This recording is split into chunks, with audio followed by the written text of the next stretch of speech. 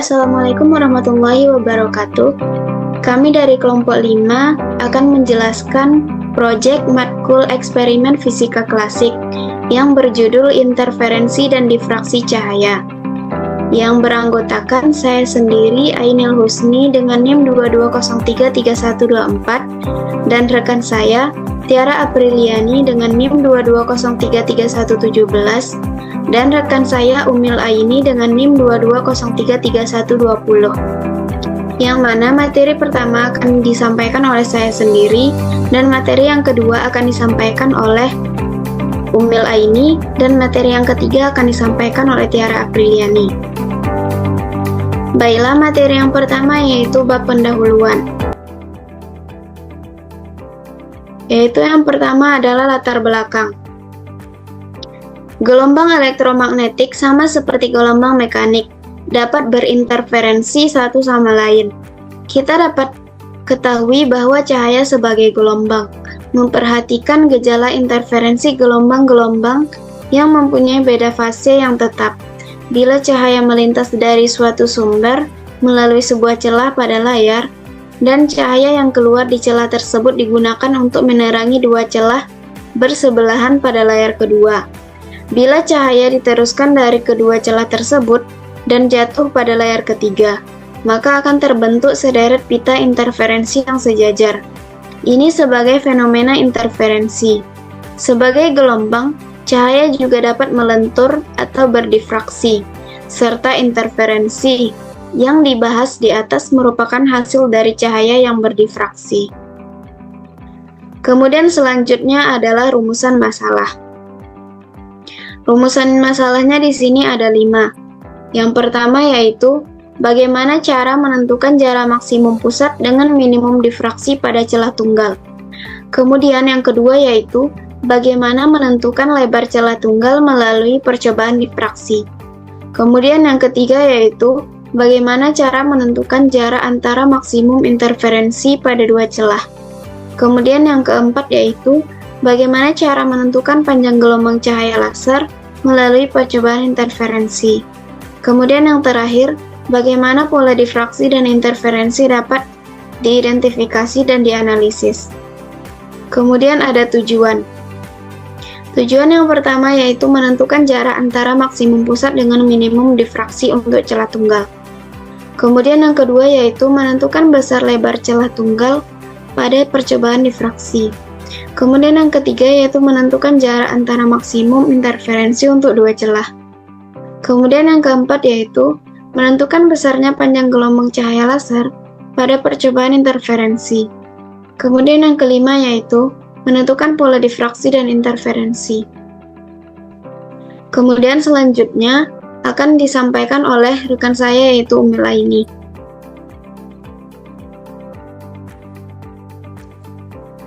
Baik, untuk bab yang kedua yaitu pembahasan.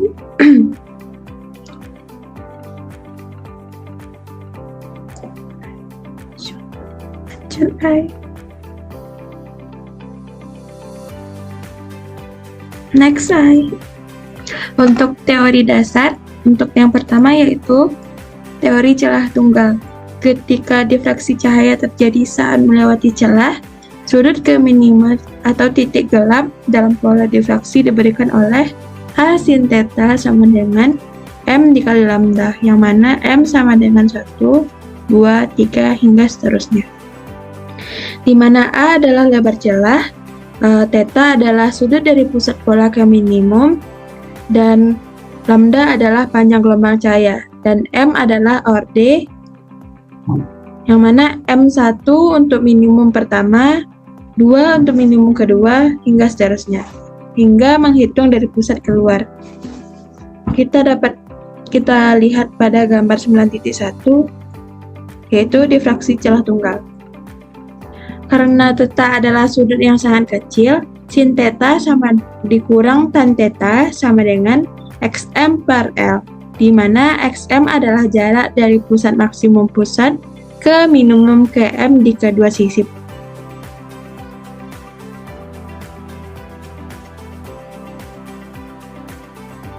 Pusat maksimum dan L adalah jarak dari celah ke layar, di mana Sin theta sama dengan tan theta sama dengan xm per L. Lebih mudah untuk mengukur jarak delta X sama dengan 2xm. Dari minimum ke M di satu sisi ke minimum ke M di sisi lain, daripada mencoba untuk menilai pusat pola. Persamaan 2 menjadi sin theta sama dengan tan theta sama dengan delta X per 2L.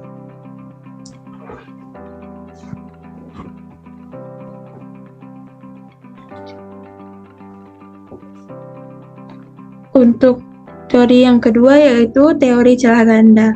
Ketika interferensi cahaya terjadi saat melewati dua celah, sudut dari titik maksimum pusat yaitu titik terang ke sisi maksimum dalam pola interferensi diberikan oleh D sin theta sama dengan N dikali D lambda, di mana N sama dengan 0, 1, 2, 3 hingga seterusnya, di mana D adalah jarak celah dan theta adalah sudut dari pusat pola hingga maksimum ke N, dan lambda adalah panjang gelombang cahaya, dan N adalah orde. 0 untuk maksimum pusat, 1 untuk maksimum sisi pertama, 2 untuk maksimum sisi kedua, hingga dihitung dari tengah ke luar. Ini merupakan teori dasar yang kami ambil dari buku Tim Pengajar Eksperimen Fisika Klasik tahun 2024.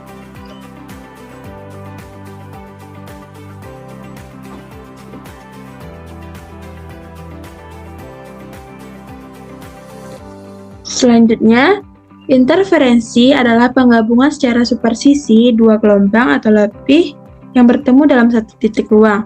Syarat terjadinya interferensi cahaya harus koheren antara cahaya satu dengan yang lainnya, yang mana keadaan sumber cahaya ini memiliki frekuensi, amplitudo, dan beda fase yang tetap. Ini merupakan pendapat dari Kuswantoro tahun 2015. Terjadi dan tidak terjadinya interferensi dapat digambarkan seperti gambar 1, yang mana dari gambar tersebut yang untuk sebelah kiri tidak terjadinya interferensi dan untuk yang sebelah kanan terjadinya interferensi.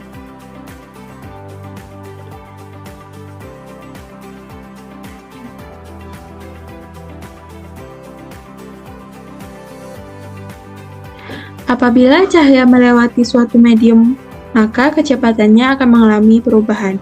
Jika perubahan tersebut diukur, maka dapat diperoleh informasi tentang keadaan objek yang bersangkutan seperti indeks bias, lebar medium dari bahan yang melewatinya, dan panjang gelombang sumbernya. Hal ini berdasarkan pengamatan pergeseran pola interferensi yang diamati. Interferensi yang terjadi dapat berupa interferensi konstruktif dan interferensi destruktif. Selanjutnya, hasil interferensi tersebut akan menghasilkan pola terang dan pola gelap pada layar. Ini merupakan teori dasar yang kami kutip dari buku Agustina dan kawan-kawan pada tahun 2022.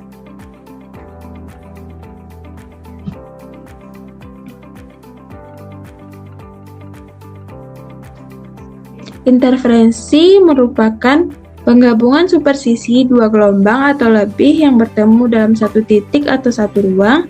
Fenomena interferensi akan teramati jika sumber koheren atau perbedaan fase antara gelombang konstan terhadap waktu. Karena berkas cahaya pada fase umumnya merupakan hasil dari jutaan atom yang memancar secara bebas. Dua sumber cahaya biasanya tidak koheren. Koheren dalam optika sering dicapai dengan membagi cahaya dari sumber tunggal menjadi dua berkas atau lebih, yang kemudian digabungkan untuk dapat menghasilkan pola interferensi. Perbedaan ini dicapai dari memantulkan cahaya dari dua permukaan yang terpisah.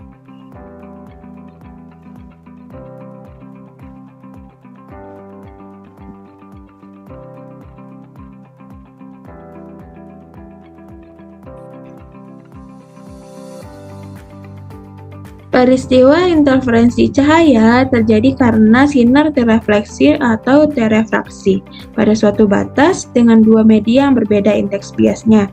Sinar datang terefleksi dan terefraksi komponennya dari pemisahan gelombang dan melalui perbedaan lintasan optik. Penafsiran pola akibat dampak interferensi yang terjadi dapat dilihat melalui percobaan eksperimen celah ganda.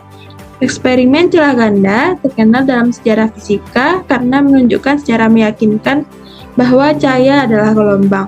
Eksperimen ini pertama kali dilakukan sekitar tahun 1800 oleh Thomas Young. Cahaya datang dari kiri ke dua celah dan setelah melewati celah tersebut mengenai layar di sebelah kanan.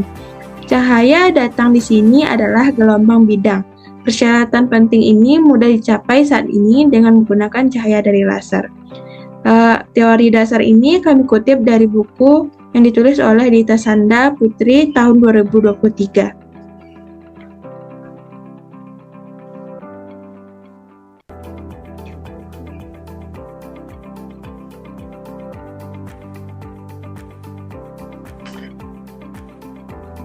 Selanjutnya ialah alat dan bahan. Di sini kami menggunakan satu buah basic optic track yang berukuran 1,2 meter atau dengan kode OS strip 8508, yang mana basic optic track 1,2 meter ini merupakan track aluminium yang kokoh dengan panjang 1,2 meter yang didesain untuk menahan berbagai komponen optik seperti dudukan celah dan sumber cahaya seperti laser. Yang kedua yaitu satu buah high precision diffraction slit, yang mana merupakan celah yang digunakan untuk membuat bukaan sempit yang memungkinkan untuk mempelajari pola, difraksi, dan interferensi secara tepat.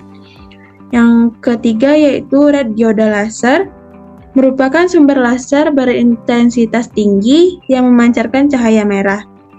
Laser ini digunakan untuk menciptakan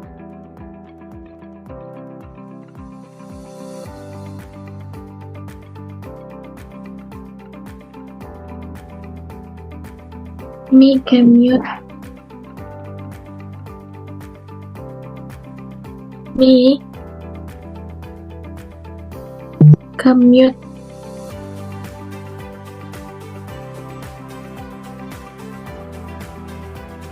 Mi commute mic-nya.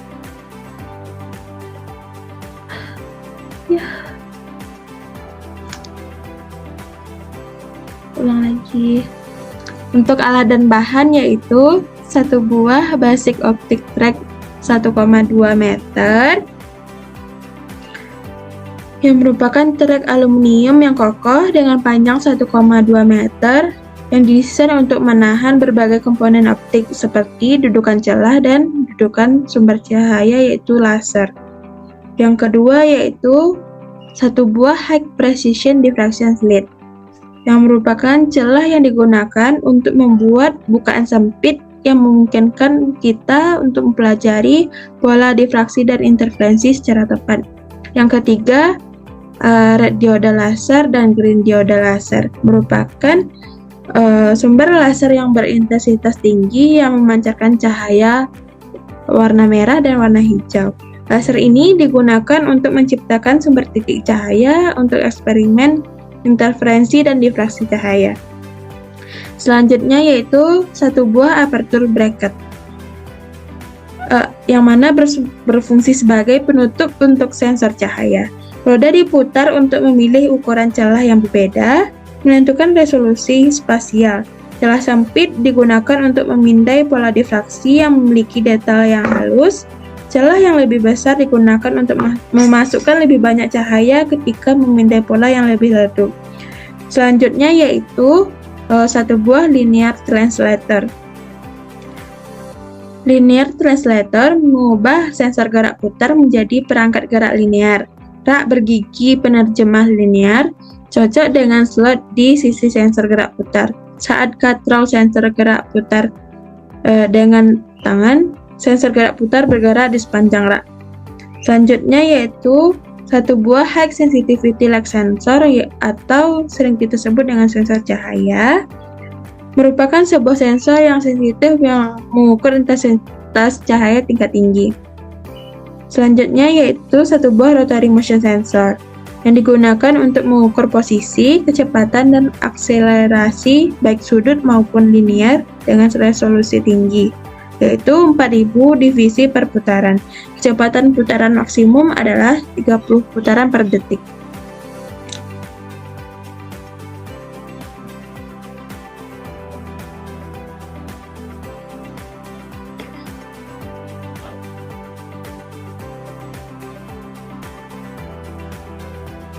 Selanjutnya untuk prosedur yaitu yang pertama kami men-set alat dan bahan untuk percobaan interferensi dan difraksi cahaya. Yang kedua, memasang laser pada ujung meja optik. Kemudian kami juga memasang high sensitivity light sensor atau sensor cahaya ke bangku optik atau track optik dengan sisi yang tercetak menghadap laser yang seperti ditunjukkan pada gambar. Kemudian kami menghidupkan dioda laser. Yang ketiga, mengatur light sensor pada slit 6 atau celah buka 6. Light sensor harus sejajar dengan bracket sehingga mengarah sejajar dengan jalur optik. Yang keempat, menyesuaikan cahaya dioda laser hingga kami dapat melihat pancaran cahaya di suatu tempat di layar putih. Menggunakan sekrup penyetel pada laser untuk mengatur posisi sinar laser dari kiri ke kanan dan atas ke bawah untuk membuat pola pada layar putih seterang mungkin.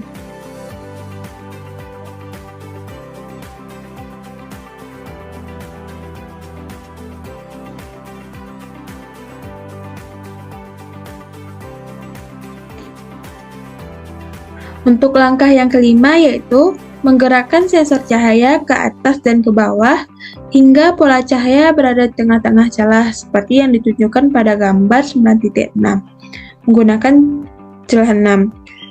Untuk langkah selanjutnya yaitu mengatur light sensor atau sensor cahaya untuk sensitivitas maksimum dengan menekan tombol 0-1. Jika intensitas cahaya terlalu tinggi, akan menjadi garis datar pada 100% grafik. Untuk cara menurunkannya yaitu turunkan sensitivitasnya dengan menekan tombol 0-100 pada sensor cahaya.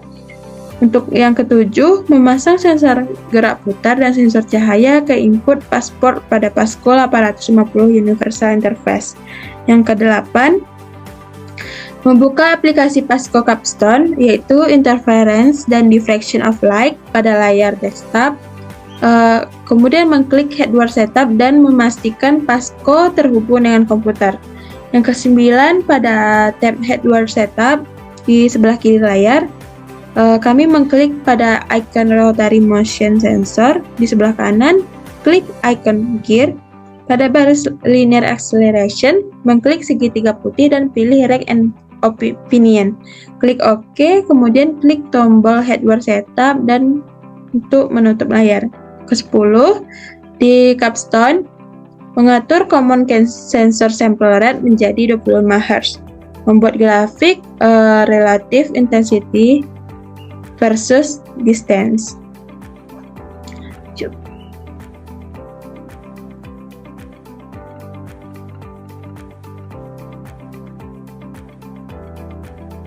Untuk percobaan celah tunggal, di sini kami pastikan dulu dudukan celah yang terpasang di depan sinar laser seperti gambar 9.3 adalah celah tunggal atau single slit.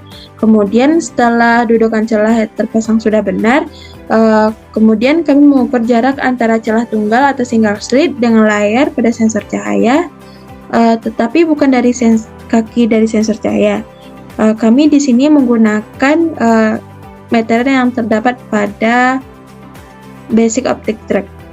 Yang ketiga, mencatat panjang gelombang laser. Biasanya panjang gelombang ini sudah tercatat di bagian belakang dari sumber cahaya laser.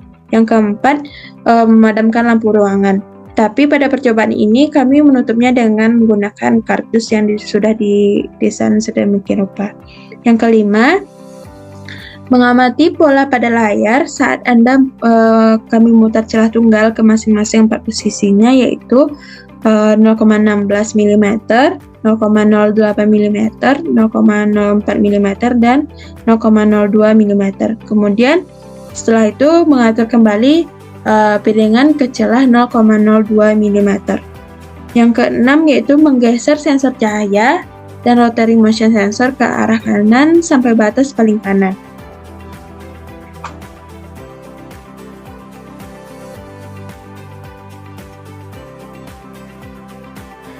Setelah menggeser rotary motion dan sensor cahaya tadi, kemudian kita bisa membuka grafik pada layar komputer dengan sumbu X adalah position dan sumbu Y adalah relative intensity. Kemudian klik record. Setelah itu, menggerakkan sensor cahaya dan rotary motion sensor dari arah kanan ke paling kiri sampai terbentuk gelombang difraksi pada layar komputer. Tapi di sini gerakan sensor itu harus secara perlahan dan dengan kecepatan yang konstan. Yang ke-10, klik stop. Jika grafik yang dihasilkan pada layar komputer berada pada posisi sumbu X negatif, klik pada hardware setup dan klik pada properties gear untuk rotary motion sensor dan centang chainsaw. Yang ke-11, mengklik data summary di sebelah kiri layar, klik 2 kali pada run pertama saat ini dan beri label 0,02A. Klik data summary untuk menutup tab. Yang ke-12, melakukan langkah 6-11 untuk celah bukaan 0,04 mm, 0,08 mm, dan 0,16 mm.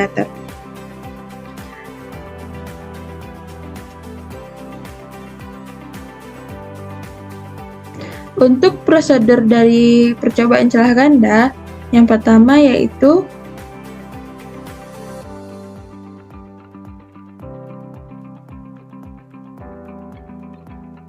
mengganti dudukan celah tunggal atau single slit tadi dengan dudukan celah ganda atau double slit, sehingga berada pada posisi yang sama. Jarak celah ganda ke layar sensor cahaya harus sama seperti percobaan pada celah tunggal.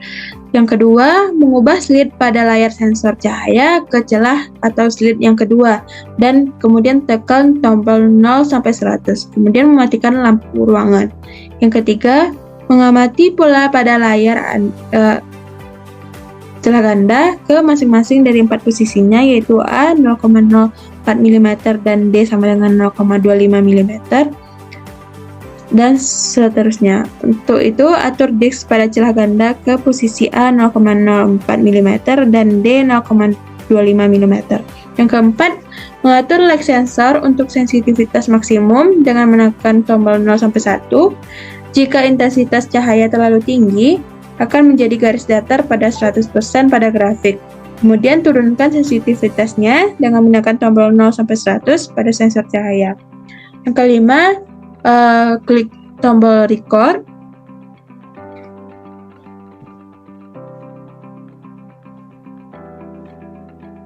Yang keenam, kemudian menggerakkan sensor cahaya dan rotary motion sensor dari arah paling kanan ke paling kiri sampai terbentuk gelombang interferensi pada layar komputer.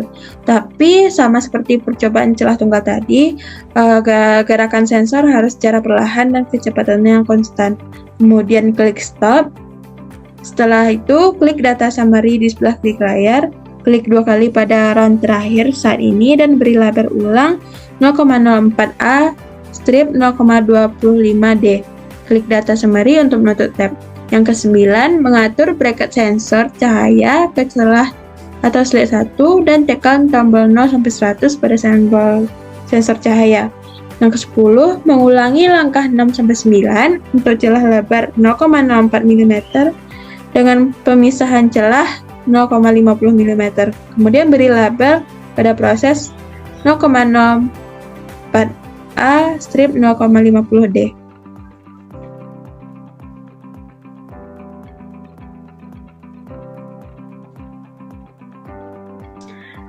Nah, setelah kami melakukan percobaan, yaitu untuk percobaan yang pertama, pengamatan saat panjang gelombang konstan pada celah tunggal. Setelah kami melakukan percobaan, kami mendapatkan beberapa data, yaitu untuk lebar celah 0,02 mm hingga celah 0,16 mm dengan panjang track itu 0,5 meter.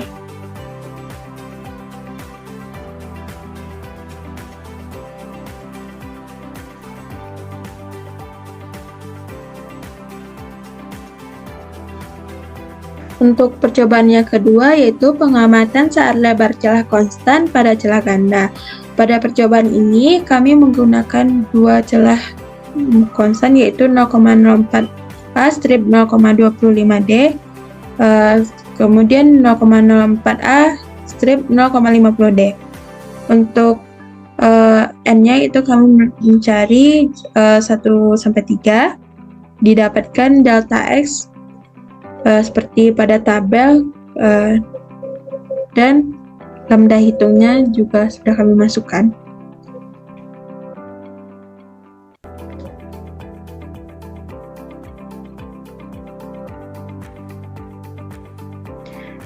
Setelah melakukan percobaan tadi, kami juga telah melakukan pengolahan data untuk pengamatan saat panjang gelombang konstan pada celah tunggal dengan nilai A sama dengan 0,04 dikali 10 pangkat min 3 meter dengan M sama dengan 1, delta X sama dengan 0,0160 meter.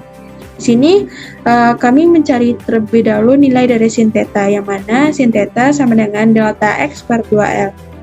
Untuk nilai delta X-nya di sini yaitu 0,0160 meter dibagi dengan 2 dikali panjang L-nya tadi yaitu 0,5 meter. Jadi hasilnya itu 0,0160 meter. Kita di sini akan mencari nilai lebar celah tunggal yaitu AH sama dengan M dikali lambda per sin theta. Yaitu untuk nilai M adalah 1 dikali lambda yaitu sudah ditetapkan yaitu 650 dikali 10 pangkat min 9 meter dibagi dengan sin theta tadi yang sudah didapat yaitu 0,0160 meter. Jadi hasilnya yaitu 0,04 dikali 10 pangkat min 3 meter. Jika sudah didapat seperti itu, kami menguji dengan persen KSR-nya yaitu AH ukur dikurang A ukur per AH dikali 100% didapatkan 0,04 kali 10 pangkat min 3 meter dikurang 0,04 pangkat min 10 min 3 meter per 0,04 kali 10 min 3 meter kali 100 sama dengan 0%.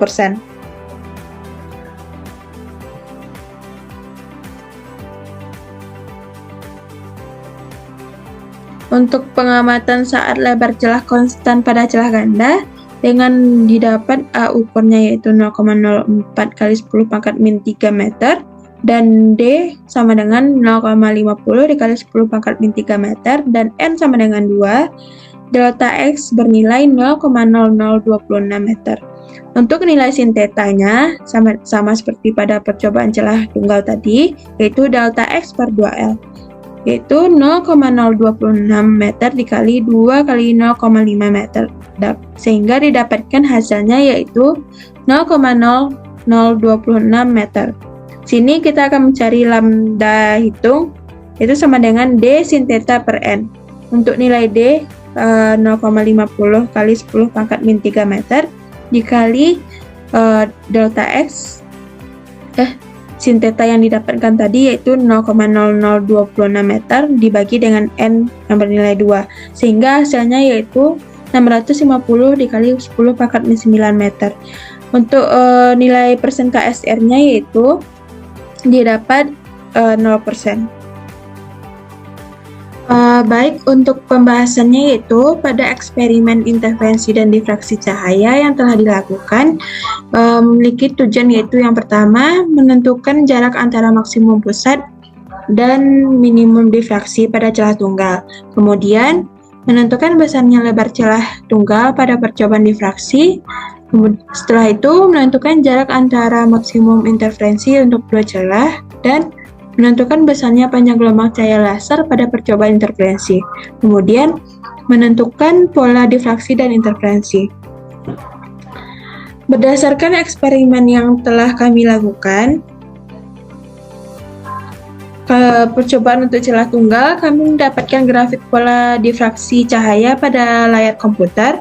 Kami dapat menentukan jarak maksimum pusat dengan minimum difraksi yang mana bisa disebut dengan jarak. Selanjutnya, pada percobaan juga kami dapat menentukan besarnya lebar celah tunggal yang digunakan pada percobaan difraksi, yaitu ada 4. Yang pertama yaitu 0,02 mm, yang kedua 0,04 mm, 0,08 mm, dan 0,16 mm. Yang mana keempat lebar celah tersebut akan menghasilkan jarak celah yang berbeda. Yang mana semakin besar lebar celah yang digunakan, maka jarak yang dihasilkan akan semakin kecil.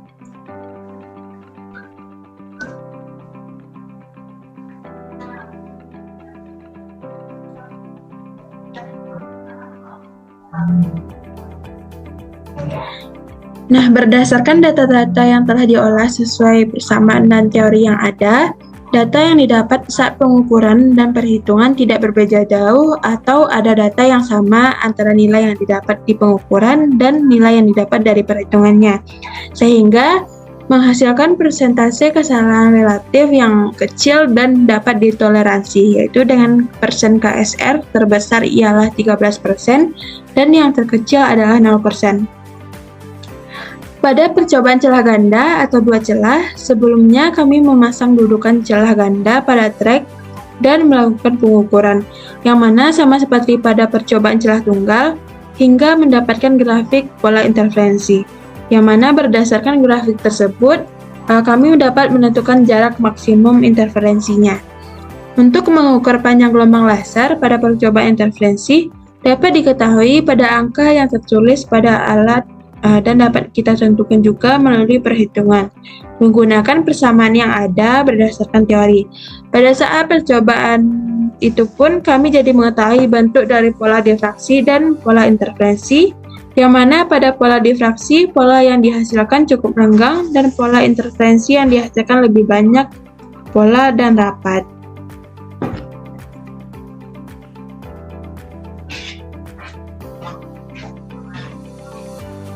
Berdasarkan data-data yang telah diolah, berdasarkan persamaan dari teori yang ada, data yang didapat saat pengukuran dan perhitungan tidak berbeda jauh, atau ada data yang sama, antara lain nilai yang didapat di pengukuran dan perhitungannya, sehingga menghasilkan persentase kesalahan relatif yang kecil dan dapat ditoleransi, yaitu dengan persen KSR terbesar ialah 7,1% dan yang terkecil ialah 0%. Berdasarkan persentase kesalahan relatifnya yang didapat dari hasil pengukuran yang telah dilakukan, kami mengetahui bahwa teori yang ada sangat baik dalam bekerja, karena percobaan yang kami lakukan dan data yang kami dapat sudah sesuai dengan teori yang ada, dan persentase kesalahannya pun masih dalam batas wajar dan masih bisa ditoleransi.